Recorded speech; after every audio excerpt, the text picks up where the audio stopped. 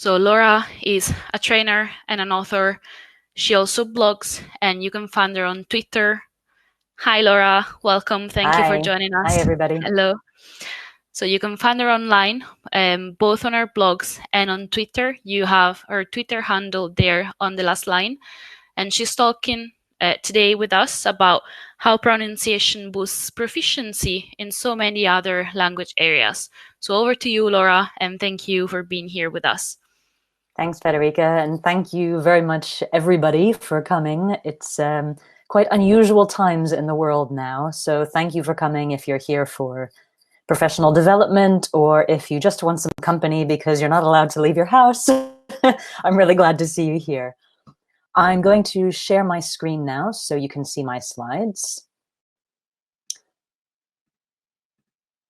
And if it works, you should now be able to see the contents of this webinar. Please type yes in the chat box if you can see the contents.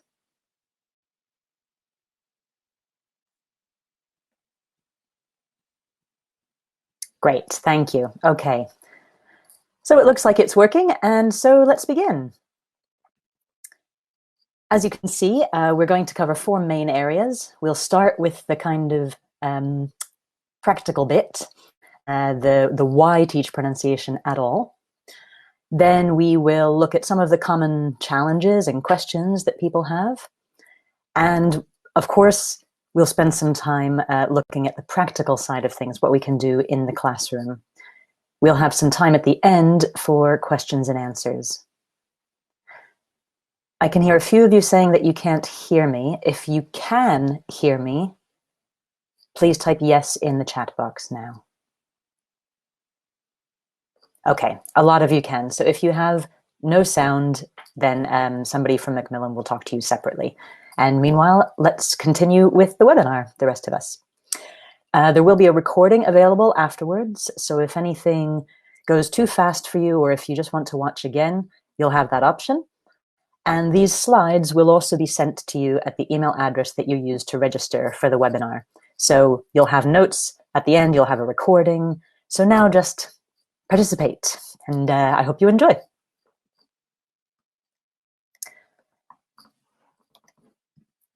So before we begin, oh, and I forgot to mention, this image represents reflection. There will be a couple of moments during the webinar where I ask you to reflect on what we've discussed, to think about your context, your experience, your students, and so on.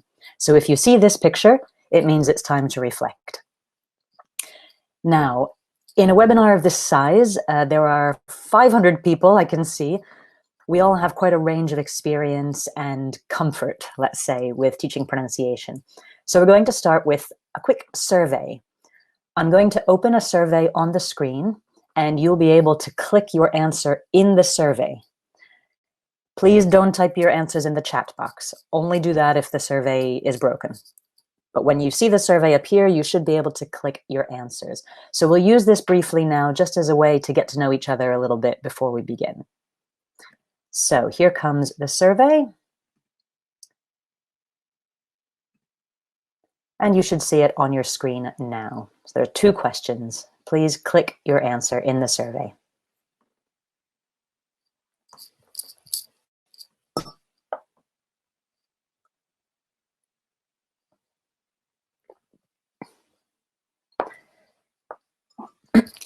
Okay, thank you. I can see about 250, 300 people have voted now. Remember to click the second question as well.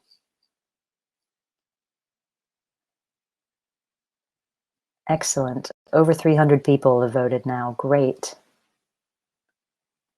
Remember, there are 2 questions.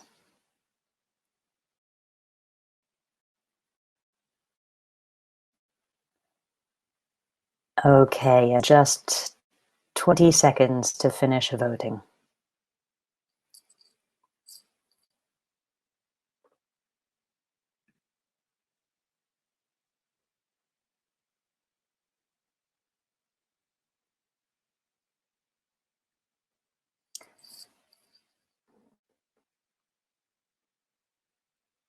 Okay, I'm about to close the survey. Cast your vote now if you haven't already.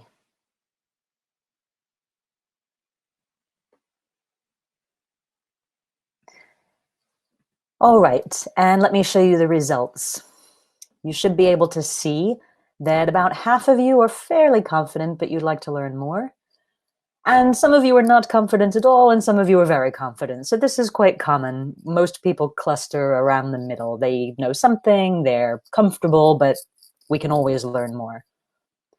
And in terms of training and teaching pronunciation, this is also very common. A lot of us have had a little bit over a long time. Quite a few people have had nothing at all. People who have had lots, I expect that's either because you work in a place with excellent professional development, or you yourself are very interested in pronunciation and you look for opportunities to train. For most teachers around the world, they have limited experience and limited training. So hopefully in the next 53 minutes, there will be something useful for all of you. Now let's go back to the slides.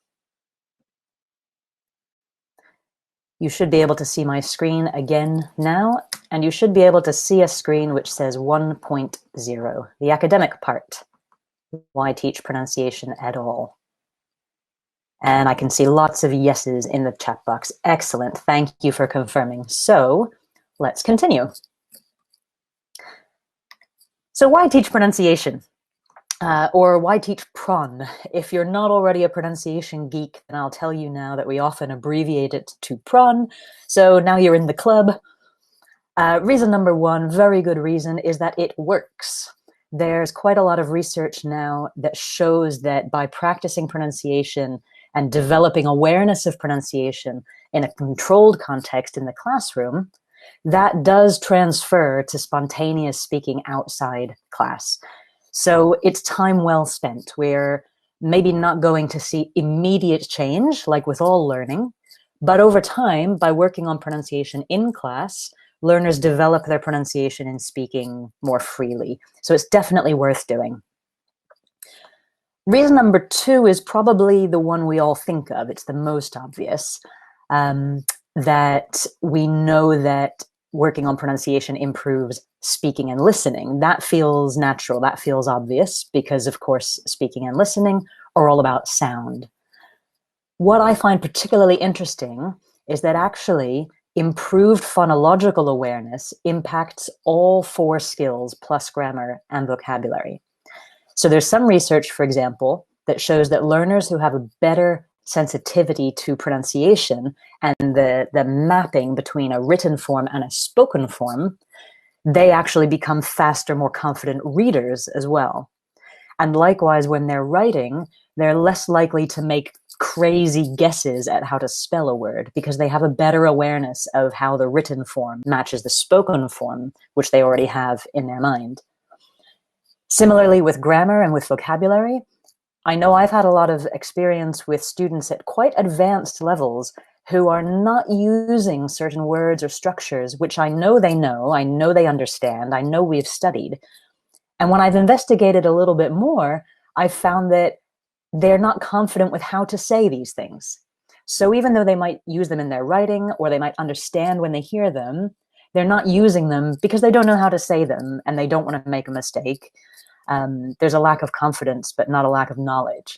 So by working on pronunciation in class, you can also make your other work that you do on vocabulary and grammar more likely to benefit, more likely to be used. And similarly, when learners are listening, they're more likely to recognize what they hear.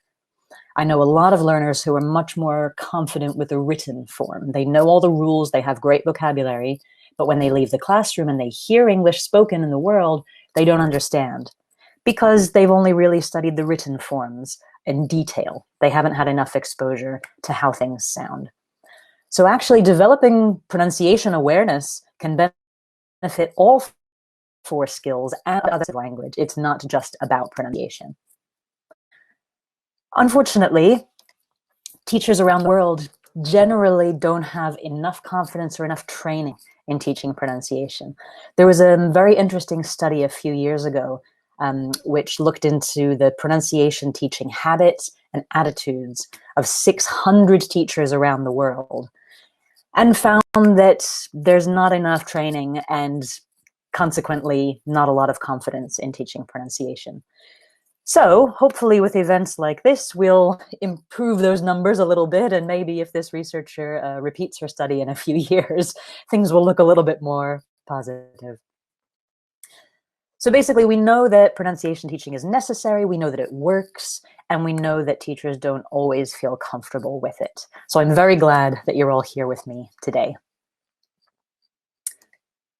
So before we look at the practical side, before we do some activities together, let's look at some of the common challenges. So what are some of the things that I've heard very often from teachers, that I've read in academic papers? What are the things that a lot of us are struggling with?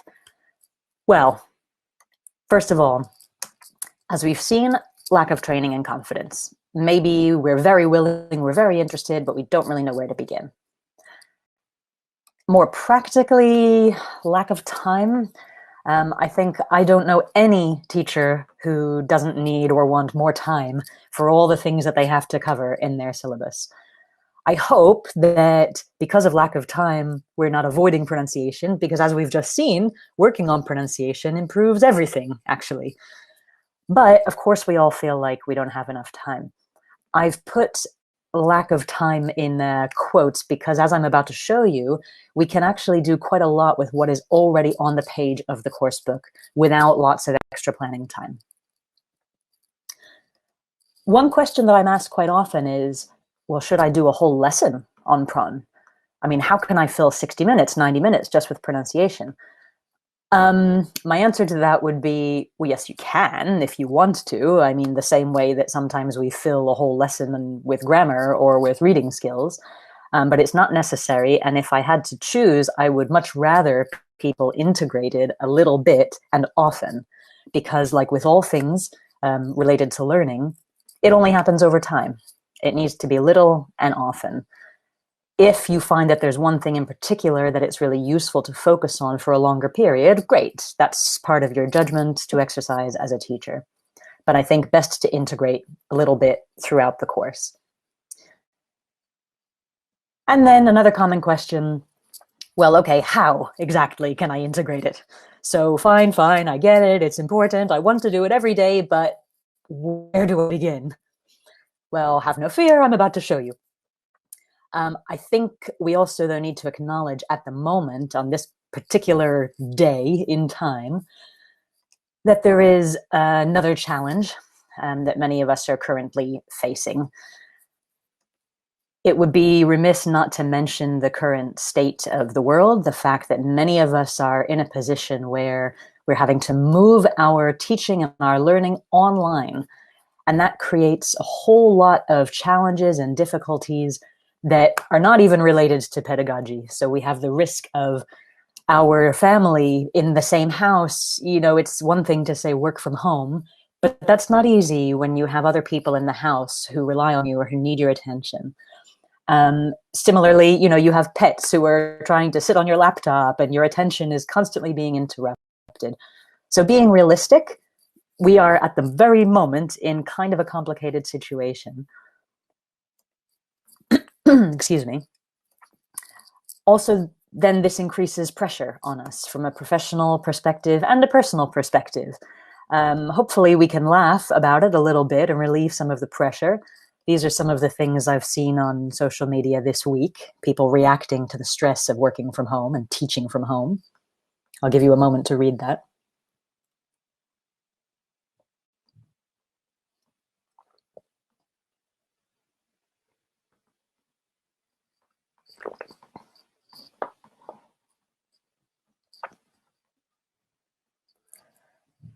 So again, the realities of working from home and particularly teaching from home, we can't avoid those realities at the moment. We're going to have to work with them and just do the best that we can.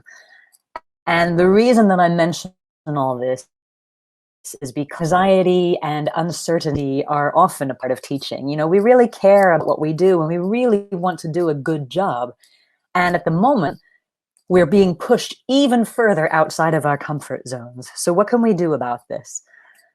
I think, as I said, I'm very glad that so many of you have come to this webinar with everything that's happening. And I don't know if you're here for professional development or just for some company because you're trapped indoors. But as I say, we're going to try to do both. And what I've tried to do in this webinar is adapt things slightly so that for every activity, we'll talk about the classroom version, the kind of standard way that I do these, but also an online version so that you don't feel that you've got lots of ideas and then you go away and you can't use them yet because you're teaching online at the moment. So we'll try to do both. So that brings us to the practical part. I hope you're ready to begin. Let's start with our first activity. I'm going to show you a few top tips. I'm starting with this because I think particularly in the current context with a lot of us moving online, it's really important before we do anything practical that we remember why we're doing it. You know, what is the reason that we're teaching this at all? And that will help us make decisions about the technology we use, the activities we use, when technical problems force us to give up, you know, what are we losing? Why were we actually doing these activities in the first place? So a few top tips. Tip number one, as with every area of language learning, do a needs analysis first. We have limited time, we have limited resources, we need to focus our attention on the most important areas. And the first activity I'm going to show you is a needs analysis. So we'll look at how you can do that and how you can integrate that with your course book if you are using a book-based syllabus. Secondly, as I already mentioned, do little and often, and don't skip the prawn sections. I read something really interesting in a paper about a year or two ago, where researchers had looked at a variety of materials and found that often the pronunciation section is designed in a way that looks less important than something like grammar or writing. The way that it's on the page kind of makes it look skippable. And so it's understandable if people think, well, I already am not very confident, I don't know what to do with that, and I don't have time, and it doesn't look very important. But please don't skip the pronunciation sections. They're really, really important. And related to this, you know, teach pronunciation. I think a lot of anxiety around teaching pronunciation comes from the misunderstanding that we have to teach a specific accent, that we're trying to take our student whose first language is Italian or Arabic or Korean and mold them into a monolingual native English speaker. That's not realistic or possible. I think when we're teaching pronunciation, we need to, again, be realistic, remember why we're here. We are teaching our students to be effective bilinguals. We're teaching them to be understood as widely as possible and to understand other people. So really, top tip is to focus on teaching pronunciation. Look at particular features of speech and try not to teach identity. It's much harder. It's not really necessary. And yeah, none of us has enough time for that kind of psychiatric intervention in our English lessons. Second to last is to exploit everything on the page and not just the sections which are labeled pronunciation. And that's really what this webinar is about. Some of us are fortunate enough that we are using a coursebook-led syllabus. We're quite restricted in that, but there is pronunciation content in the course. For some of us, we're not so fortunate, and we need to find creative ways to use what's on the page for the purpose of teaching pronunciation. And for some of us, we want to do both and do it all, and we love pronunciation, and we're all a big family of pronunciation geeks. So whichever of those groups you fall into, I'm going to show you how you can use what's on the page, even if it doesn't say pronunciation, to teach pronunciation. The last tip I will give you, and this is really just for those of you who said in the survey, I'm already very confident, try some new things. Don't be afraid to try new techniques, to experiment, try new technology. I would say if you are already lacking confidence, lacking training, and particularly if now you find yourself teaching in an unfamiliar environment, prioritize. Don't worry about using every thing. For now, just try maybe one of the new things that we do in this webinar and be fair to yourself. Your students, I think, will always value covering pronunciation, however you do it, because it's generally undertaught and they really appreciate it. So let's do my top 3 activities. Are you ready for the first one? I hope so. The first one is a needs analysis, and we're going to use a dictation for needs analysis, but not the traditional type of dictation, not just the teacher speaking or a recording. We're going to use the students themselves, and we're going to use what is on the page of the book. So let's say that you have an activity which, like any kind of standard, let's say grammar practice, has several short sentences. Maybe they're sentences which demonstrate a language point, or the students have filled in the gaps and now the activity is done. But it's not necessarily done. You can use it later for something else. You can take those sentences and give one per student, make sure that they cannot see each other's, of course, because it's a dictation. You want them to only be relying on what they hear, not on what they read. Very importantly, you give them some time to prepare. They should know that this is a dictation. It's not a test. It's not going to affect their grade. You are using it as a diagnostic tool. So be clear with them about that. Tell them you have a couple minutes to prepare your sentence. You're going to say it as clearly as you can and as naturally as you can, but I'll give you a minute to think about it, so you're not reading something that you've never seen before. The idea is that I want to know how clear your pronunciation is when you're doing your best job. So you give them a moment to prepare, and then each student reads their sentence twice. Twice is enough. Once is usually not enough, simply because we often just can't write that fast, or maybe our working memory is struggling to follow while we're writing. Too many times, and you don't really know how clear their pronunciation was. Maybe the listener just had enough repetitions that finally they got it. So normal, natural speed, like I'm speaking now. And if I said to you, I'm going to tell you a sentence now, write it down. I'm going to show you a video of this in a moment if you really want to see how it works. When you're done, you collect all the students' papers and you analyze them. And this is the most labor-intensive part of this activity. The first part doesn't take that much time. It takes as long as it takes you to type up the sentences and cut them out, so you can give one each to the students, and as long as it takes for each student to prepare themselves and read their sentence twice. So maybe in total, half an hour, mostly in class time.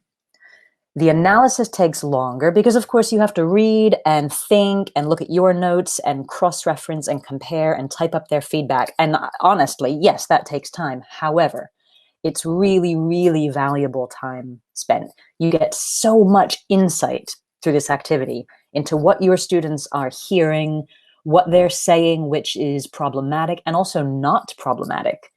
I've had this experience doing this activity several times where I would have expected something to be unclear to the other students. And then when I collect their papers, I see that everybody understood it fine.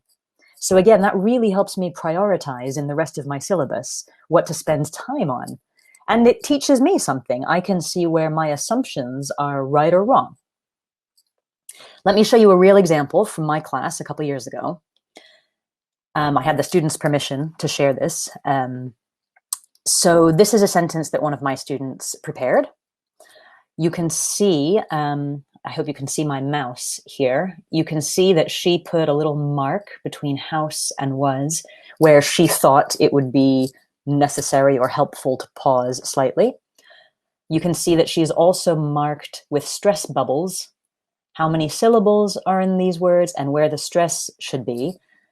She's actually made a mistake here, so that already tells me something. Even if she never said the sentence, I can see that she thinks complete has 3 syllables and is stressed on the first, when in reality it has 2 syllables and is stressed on the second. But that already tells me something. That tells me that in her best effort, she needs help with this. And this student's first language was Japanese, and the syllable structure in Japanese is quite different from English. 2 consonants and ended up with 2 syllables also reflects something. Now you're analyzing their written work, just to respond to this question in the chat box, as well as the sound, because you're in the classroom with them when they do it. But you can see things in writing that you don't necessarily hear. So for example, with this student, she pronounced complete quite clearly, but I can see that she kind of got lucky because actually she doesn't understand the pronunciation of that word. There's a gap in her knowledge. While that student is then reading their sentence after they've prepared, the other students have a table like this. So they have a space for every student and for what they said. So let's imagine student number 1 is called Laura. While Laura is reading her sentence, the other students have written her name here. And while she's reading her sentence, they write it here. And then it's the next student's turn. And again, I'll show you a completed example now. So this is what one of the students, the same student who wrote this sentence that I just showed you, this is what she wrote when the other students were reading their sentences. So I can see that she's made a mistake here. The actual sentence that the other student had read said into the car. Now, I don't have enough evidence yet to know if that is a problem with her grammatical knowledge, that she was writing quickly and made a grammar mistake, or if she didn't hear the unstressed syllable. And this is where looking at all their sentences really helps me, because if a lot of students made that mistake, then I'm guessing the person reading the sentence had a very quiet, unstressed syllable in the word into that they all missed. So I'm getting insights at different levels. I can also see that this student has difficulty with spelling. Like she understood the word, this was the word true, but she's written it with the letters a little bit mixed. And this is the word lovely, and she's missed an L.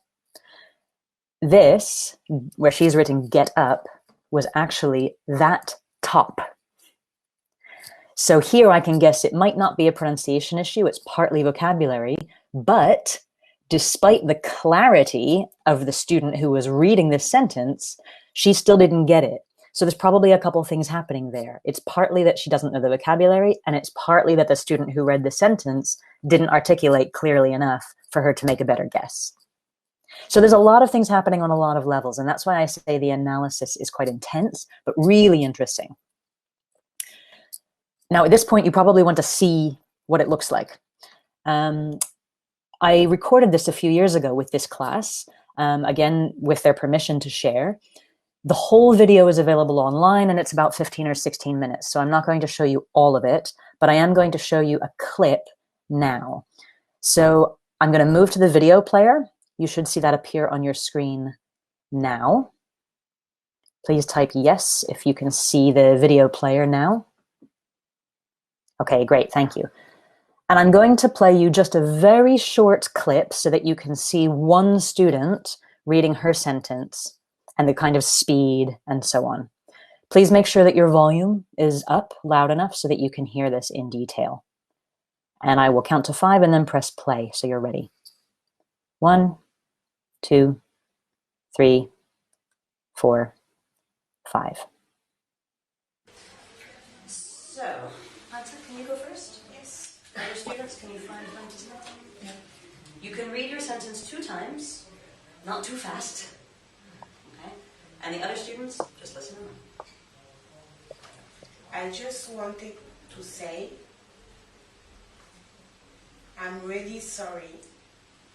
I missed the match. I just wanted to say, I'm really sorry. I missed the match.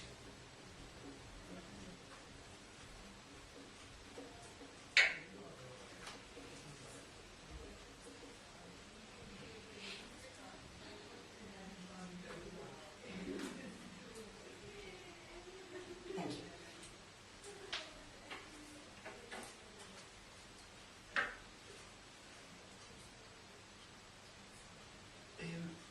We have to ask, we have to have. Okay, I've paused the video there as it continues like that, every student, their line. I will go back to the screen sharing now, so you should be able to see my slides again. And again, you'll have the slides at the end of the webinar, which have a link. So if for any reason you weren't able to see it, then you'll be able to watch it later in your own time. The reason I let the clip continue playing a little bit after this student finished her sentence is so that you can see the gap that I leave after she finishes for everyone to finish writing. This is an element of self-control that maybe I didn't have the first time I did it, so now I always recommend that people remember somebody is writing something they just heard, they're keeping it in working memory, and they're really focused. So let them finish that. Give them 5 to 10 seconds before you then move to the next person. The silence of the teacher is quite important in this activity. I can see a lot of you typing questions in the chat box. We're going to do questions and answers at the end, so maybe make a note, and if you have time at the end, I can talk about each activity. And we'll also do a little bit of reflection after this, so perhaps somebody else can answer your question. So what you can see here is these are the 4 transcriptions of the 4 other students for the student who we just watched. So her sentence was, I just wanted to say, I'm really sorry I missed the match. And again, I can see a couple of things here. I can see that of all 4 students, 2 of them got it exactly right. So generally she was quite clear. And the 2 who didn't, one of them has spelling difficulty. This is the same student that we saw earlier with other spelling difficulties. This may not feel like pronunciation, but at least in English and in a lot of languages, the written form is supposed to give you some indication of sound. So the fact that she makes so many spelling mistakes shows me that she needs to develop her awareness of the typical spelling patterns of some sounds. Here, she's not wrong in her guess that CH makes a ch sound, but she's missing the T, because TCH also makes a ch sound. So she has some improvement to make in her spelling sound associations. This student didn't hear the final t on missed. And this is something that comes up quite often. I see not just in a dictation like this, but where students know perfectly well if I give them a grammar exercise to put ed on the end of everything. But in their speech, they don't use it, and in their listening, they don't hear it. So there's something happening there, which I suspect is a lack of pronunciation awareness. When we teach the grammar, we don't look at how it sounds. We don't drill the pronunciation. So further down the road, even when the students are quite proficient, and this was a strong intermediate class, students are still making mistakes like this. These are the notes that I took. You could see me in that video scribbling away. So I have all the sentences that they're reading, and I'm able to annotate things that I heard. So I can hear, for example, in this student sentence, that when she paused, her intonation went up slightly, that she had a slightly long vowel when she said wanted. It was more like wanted. And she didn't say the, she said z. But again, I draw your attention to the fact that neither of those things that I wrote as potentially problematic was really problematic. All of the other students heard that fine. All of the other students heard the. And this is so, so important for me and for them, because we spend a lot of time and energy correcting certain sounds, which maybe are not causing so much difficulty, so many problems. And we need to prioritize. We don't have enough time to do justice to everything. So this is one way that we can start to identify priorities. Similarly, if we notice that some things are only a problem for a certain learner, we can give them individual feedback and they can develop things on their own for homework. If this student, for example, this first student, was one of those students who really draws a lot of attention from the teacher, then I might mistakenly think the whole class needs to improve their spelling, when actually most of them were okay, but she needed a lot of help. So again, it helps you identify priorities, not just for the individuals, but for the whole class and how to spend your time. So this is the classroom version. I promised I would tell you an online version. One way that you can adapt this, if you're doing it virtually, is partly like we are doing now. So we can use examples of people speaking in video or so on. Ask the student. Alternatively, you can still distribute the sentences to the students, but you send it to them privately via a chat or via an email or whatever way you communicate with your students. You could also ask the students then to read their sentences and record themselves using their mobile device, and then they can share the file. There's an element of trust here that your students will only listen twice. But to be honest, I think generally we can trust them. I find it's very rare that you have a student who is so excited about this activity that they want to listen to every other student 10 times, especially if they have 20 or 30 people in their class. Twice is probably enough. And if you need to limit it somehow because you have a large class, you could ask them only to listen to some of the other students, for example. The only problem there is that you might find that you have to be quite strict about who listens to who so that you don't miss anyone, and that can be a logistical nightmare. So again, you have to trust your students. There's an element of trust here. And when they submit their transcriptions, they can do that electronically too. And to help you, I would suggest you use a collaborative tool like Google Docs. So they can type their transcriptions, and then you can type their feedback in the same doc. You can also search the document later in a way that you can't do with written notes. So if you remember one day that, oh, somebody had trouble spelling the word match, but who was it? You can search the document for the misspelled version and it will take you to that one. I'll show you how it looks. Here's an example I made before. So here's a different sentence. Let's imagine Laura is transcribing Pablo's sentence and she wrote this. But Pablo actually said the air, and he said aren't. So I've said, there's a missing word here. I've said, listen again here. And again, you'll notice that in my feedback here, because it's digital, I'm being a little bit less instructive. I'm hoping that they'll go back and listen again. And they'll sort of teach themselves a little bit, because one of the biggest challenges of online teaching is the learner's autonomy and being self-disciplined and having enough information to take the next step and not just being given everything and scrolling past it. So this is just one way that you can do it digitally. Now, I've been talking at you for a really, really long time, and I think it's time that we have our first reflection moment. So I'm going to give you a minute to share your thoughts in the chat box about how this might work in your context or with your students, your experience, and any ideas that you have for adapting it. If you have questions for me, I'll ask you to save them until the end. You can type them now, but we'll answer all the questions at the end of the webinar. One thing I will say, though, is I've just seen a couple of people say, oh, it sounds boring or it's not fun. I am consistently amazed by how much the students enjoy this. They are so focused, they're so interested to know whether other students understood them, to listen really carefully. They never get the chance for careful listening. And often we're teaching listening skills like, oh, don't worry if you don't understand everything. In this case, they have to understand everything. And it always surprises me how much they enjoy that. Okay, so carry on with your reflection. How would this adapt in your context?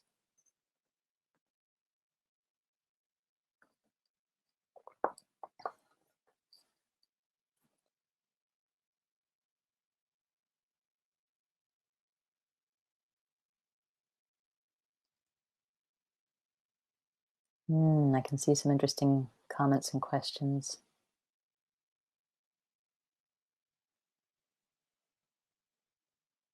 As a competition, I wouldn't do that the first few times, because I think this is a diagnostic activity and the students know that. And if they thought it was competitive, they'd be very self-conscious. And especially if they have difficulty with pronunciation, I think it would make them a little bit scared.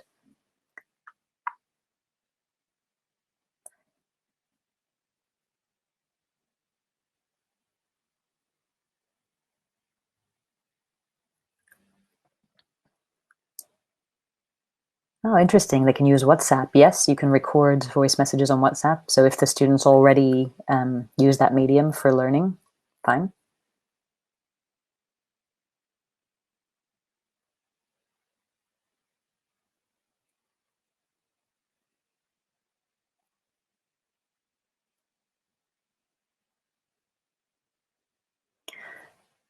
Okay, let's move on to the next activity. And I would just say, in terms of activity, I only write a couple sentences for each student about how they spoke and how they understood. Because there's a lot of work involved. So I work out what my priorities are, and then I communicate that to them. So for the student that we've looked at most closely in this demo, I would say to her something like, I can see that you spoke quite clearly. Most of the other students understood your pronunciation. A couple of them had difficulty when you said this word, so be careful with this sound. I can't remember now exactly which word it was, but I know that there was one thing that she struggled with, the L and the R, and some of the other students misheard what she said and wrote something different.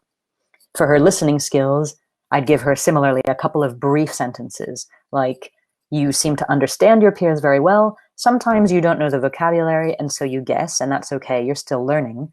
You need to develop your knowledge of common spelling patterns because you made a number of spelling mistakes. Okay. So let's move on to the next activity, and this activity is called Sound Hunt. Now, if you are fortunate enough to have a course book like this that has pronunciation sections in the book, then great. It's really helpful to have this content, but we don't always have this. Sometimes we have activities that look similar, but they're only for grammar or for vocabulary. Now, in the case of the Sound Hunt, this integrates pronunciation with reading. So if you have a course book-based syllabus with lots of reading texts, you can do a sound hunt after they've done the reading and the reading comprehension. Because remember that when people have a better awareness of sound, they also become better readers. This is quite good for a homework or an extension activity as well, and it works for any level. Because remember, you're using what is in their course book, and presumably you're already using a course book that is generally appropriate to their level. So you're not adding anything, you're not making anything, you're not including vocabulary that is too high for them. So what the students do is they mine a text for examples of a particular sound. I choose the sound based on the needs analysis I've done. So I think, okay, they need to have a better awareness of where this sound occurs or how this is spelled. And what they're doing is they're noticing common sound and spelling associations. When they've done the activity, then I ask them to think of more examples. So they're starting with something that's already familiar. They've already read the text. They've done all the comprehension exercises. They've talked about the ideas. That's all done. Now I want them to really look very closely at a micro level at specific representations of sound. So let's do an example together. Here is a text from the Language Hub coursebook. And I wouldn't use the whole text unless you have really, really, really strong and enthusiastic students. I would just use a small section like this. And you don't need to do anything extra. You don't need to type it again. You don't need to make it bigger. You can if you want to, but it's already there in the book, so you can adapt and integrate. I will zoom in for your sake. What I'm going to do is give you the section to read for 30 seconds. Because remember, I said I usually do this pronunciation activity after the students have already read everything and they've seen the text and they've had a chance to familiarize themselves. With you, you're already experienced and proficient English users, so you only get 30 seconds. So I'll give you 30 seconds to read this text, and then we'll do the pronunciation activity. Here you go.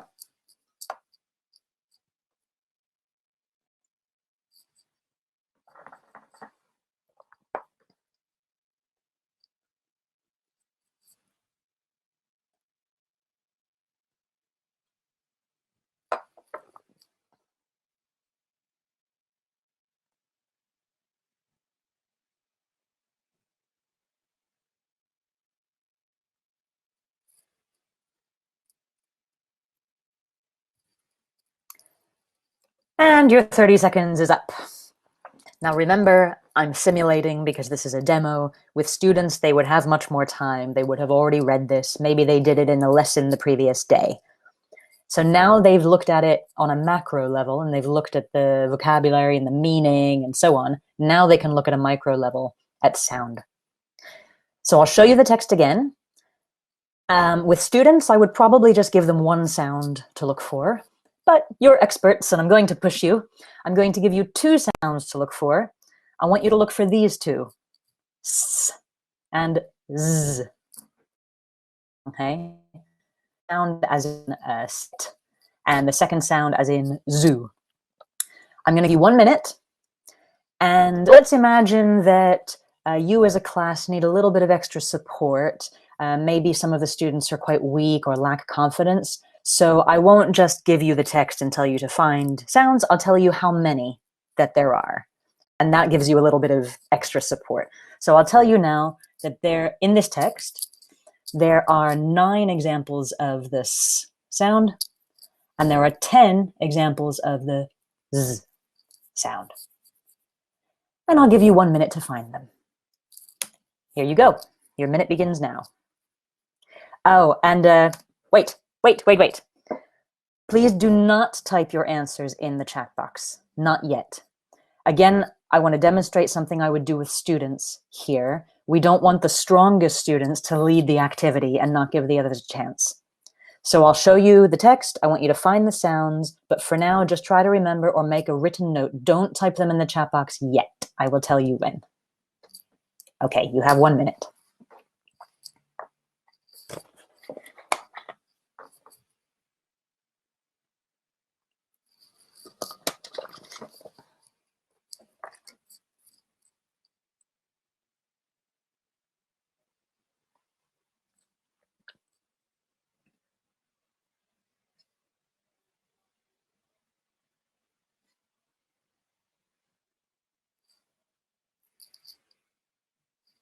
Thirty seconds.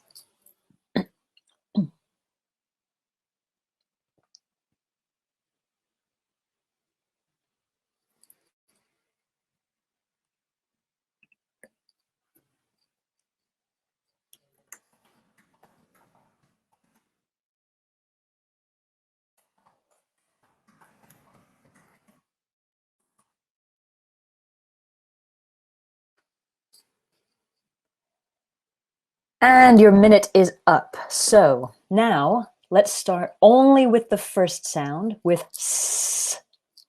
Can you type in the chat box the words that you found?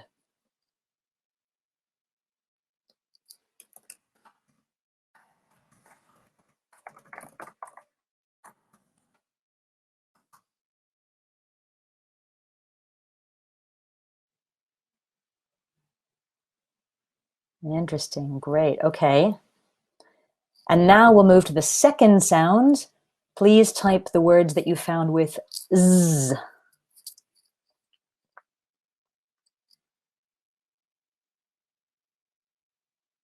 Oh, great, brilliant. Now, I will say that ordinarily when you're teaching, I hope you're not teaching a class of 585 students, so the chat box won't move quite so fast as it's moving now. But I find that structuring feedback in this way helps keep all of the students working at a similar pace. And again, remember, if you set this task for homework, then they can take as long as they need and send you their answers independently. Let's check the answers now. Here are all the S sounds. There are 9. And all the Z sounds. There are 10. And remember that this is quite an adaptable activity, so for weaker learners, you can tell them how many of each sound they're looking for before they try, or you can tell them to find fewer than there really are. So I could say, for example, find 5 of each, and then that gives them more of a chance of getting some, even if they don't get all. For stronger learners, you don't tell them anything besides the sound at the beginning. You just say, find this sound. Or you can let them read a longer text, or you can ask them to make a version of the activity, which you then share with the peers in another lesson. So they're kind of creating their own adaptations and integrating with the course book. And by virtue of creating the activity, they are also learning and checking their knowledge. Now, I said as an extension to think of some more examples. I'll give you 30 seconds really quickly if you want to type another example of a word with S or another example of a word with Z in the chat box. Please just make it clear which sound you're giving an example for. So you might write S, sunny.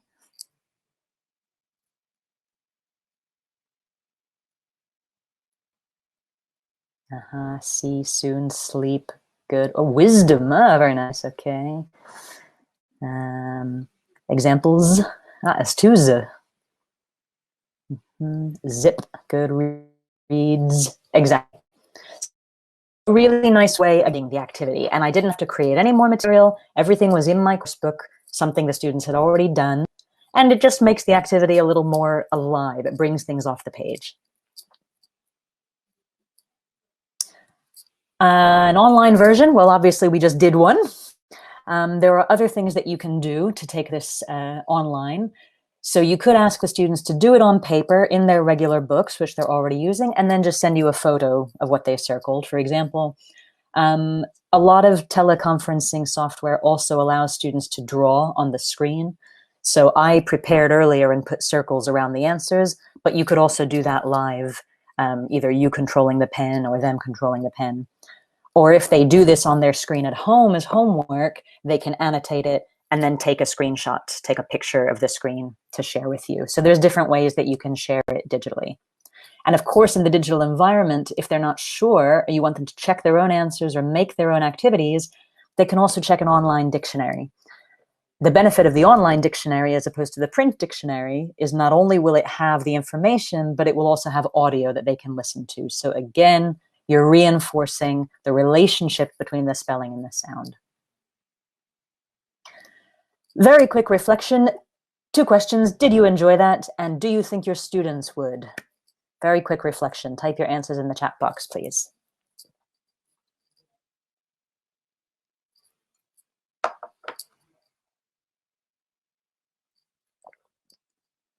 I did, and yes, they will. Great. Yes, yes, yes. I'm open to hearing no's as well. It would be good to know, if not, why not? You know, what do you think is the challenge? But maybe we can come to that in the questions and answers. Okay, let's do our last activity. Last activity for integrating pronunciation with your book is called Find Something in Common. This activity is very similar to the sound hunt in that it helps students notice what is right in front of them, something that is already there, and it helps them get more from that. Because I think so much of what we could be learning is right there in front of us a lot of the time, but we haven't had anybody to direct our attention. So this works in a similar way to sound hunt.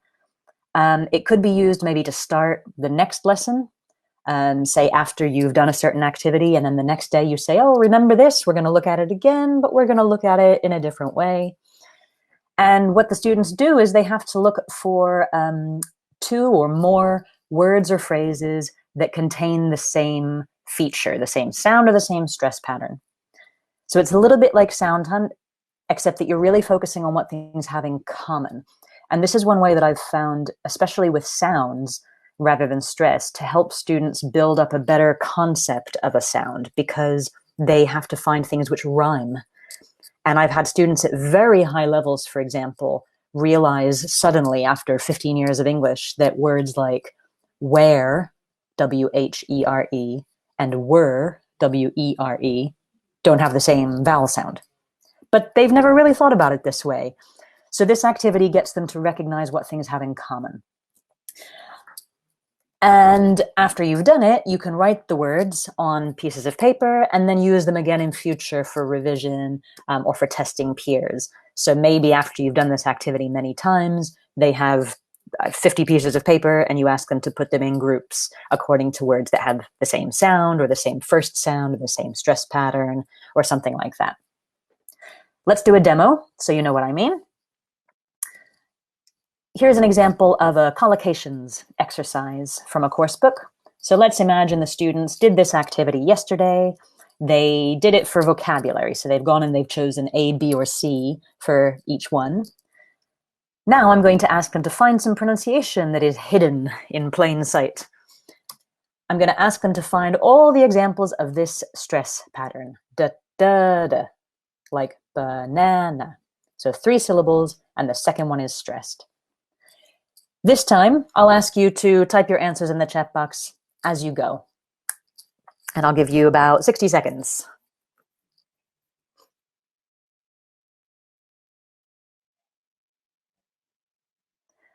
I would encourage you, like students, to say the words out loud. Hear yourself say them and count the syllables on your hands. And you're not just choosing A, B, or C, you're choosing from all of the text in the activity, every word on the page.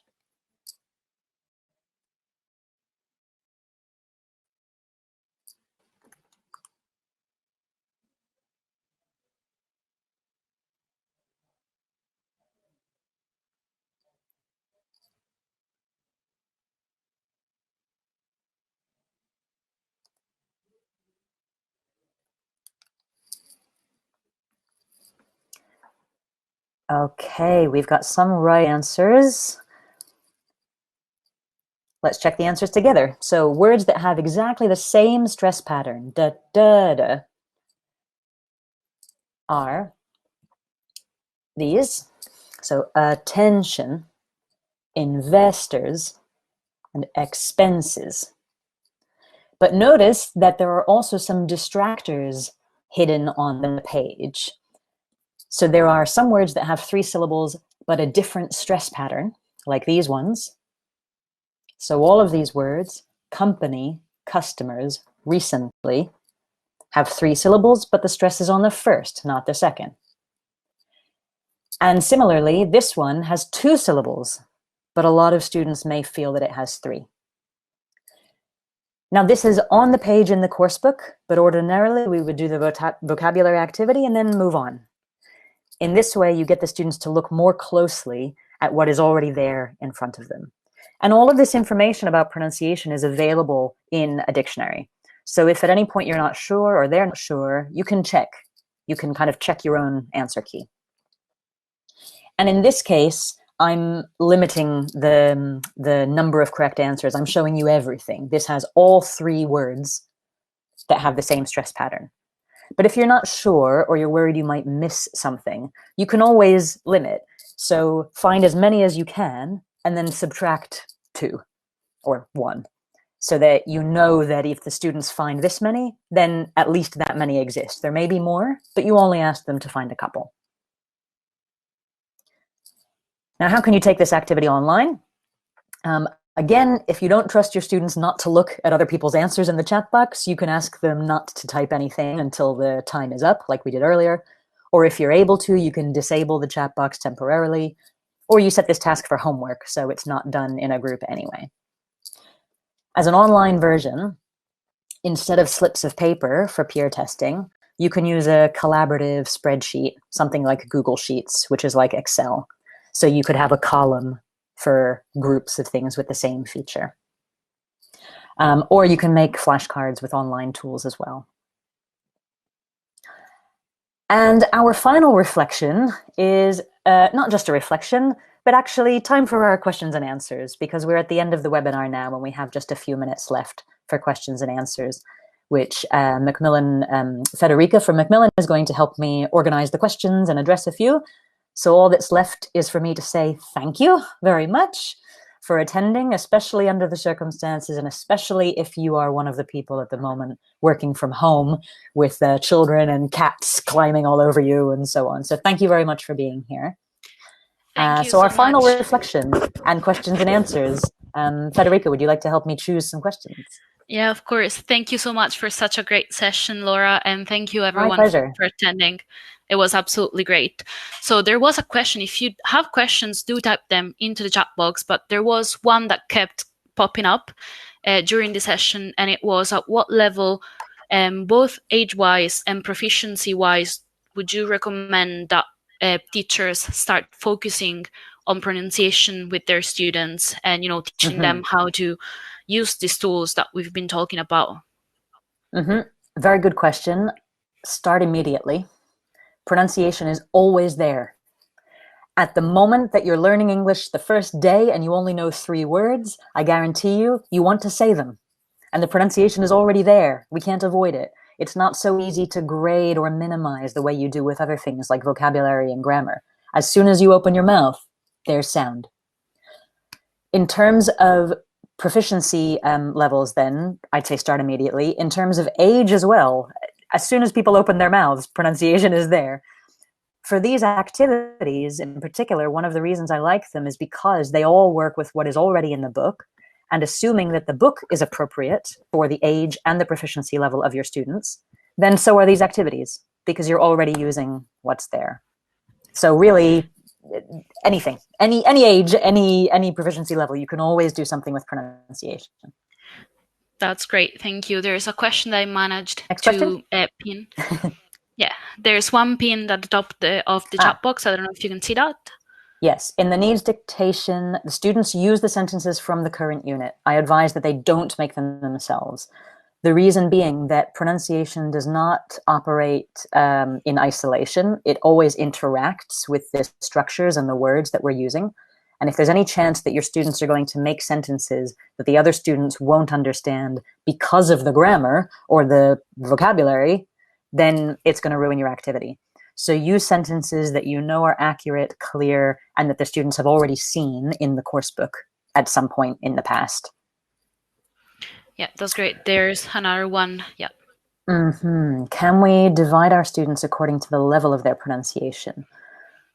I'm not sure I know what that means. If I understand correctly, you mean organizing the groups into students who are better or students who are worse, I think.